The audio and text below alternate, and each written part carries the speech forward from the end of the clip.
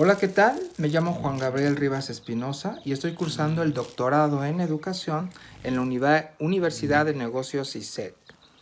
Bueno, como parte de una tarea para dar cumplimiento al primer semestre, les voy a hablar de los 4 pilares de la educación. Acompáñenme. En la actualidad ya no basta con que cada individuo acumule progresivamente un bagaje de conocimientos.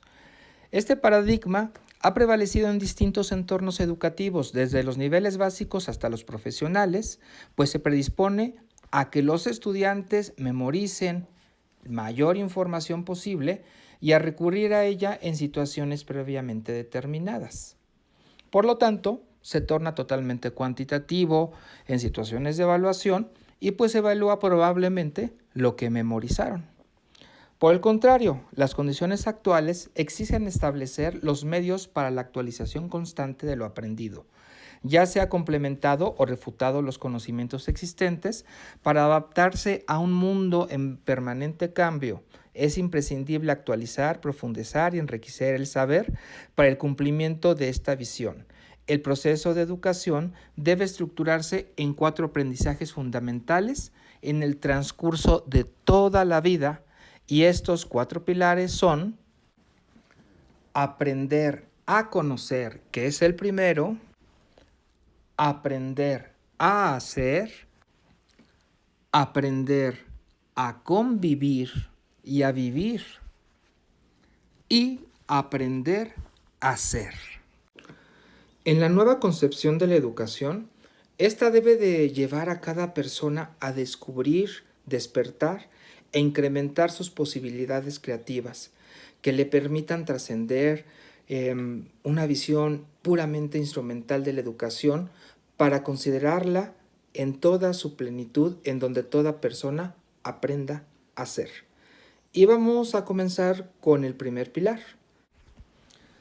Este pilar puede ser considerado como un medio y una finalidad. El primero consiste para que cada una de las personas pueda aprender a comprender el mundo en el que vive, en el que está rodeado, y esencialmente para vivir, desarrollarse y comunicarse con los demás. Como fin, su justificación es el placer de conocer, de comprender y descubrir, y así ir incrementando su propio saber.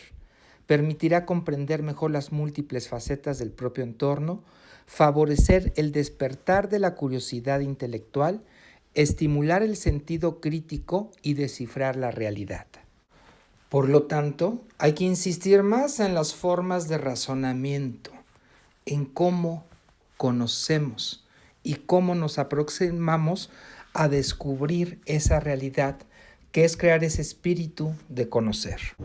En la historia de la ciencia y el progreso humano, las grandes proezas del conocimiento se han representado por momentos peculiares, probablemente dichos por sagacidad o de suerte.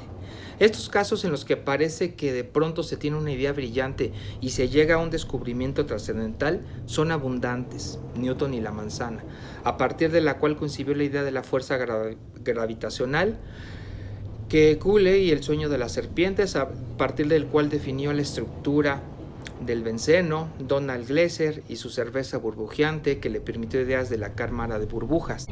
Pero no todo es cuestión de suerte. De aquí radica ese primer pilar de la educación, que es aprender a conocer. Es permitirnos, es estar en contacto con la naturaleza y también ser observadores. Y de aquí surgen grandes ideas. Vamos a ver el segundo pilar de la educación. Aprender a conocer y aprender a ser son indisociables. Esta última está más relacionada con la cuestión de formación profesional, a la etapa en que ya se ha señalado cómo poner en práctica los conocimientos y cómo adaptarse a los cambios incesantes en los aprender a hacer aspectos sociales y laborales.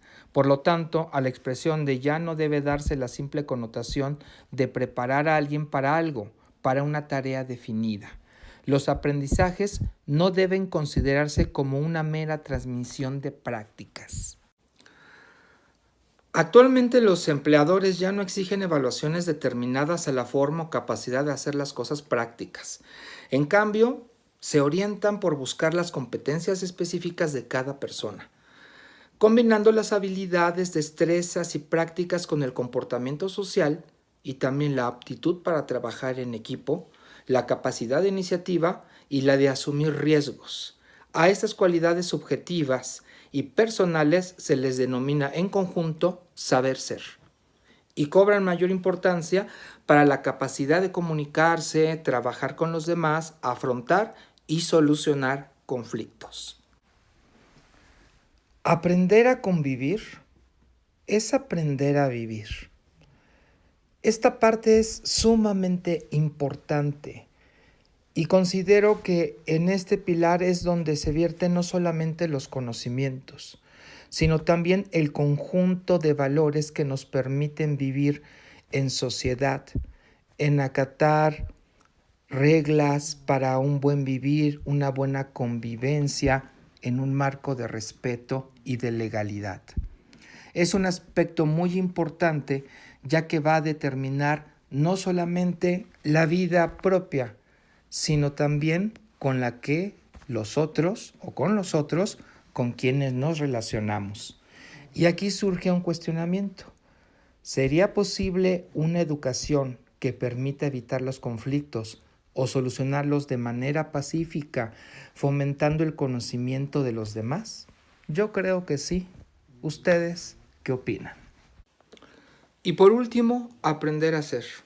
Un principio fundamental de la educación, que debe contribuir al desarrollo global de cada persona, tanto en cuerpo, mente, la inteligencia, sensibilidad, responsabilidad individual y espiritualidad. En virtud de la educación, todo ser humano debe estar en condiciones de dotarse de un pensamiento autónomo y crítico, de elaborar sus propios juicios y determinar por sí mismos qué hacer en sus diferentes circunstancias de la vida. Con esto me despido, espero que les haya gustado y muchas gracias por verlo. Saludos.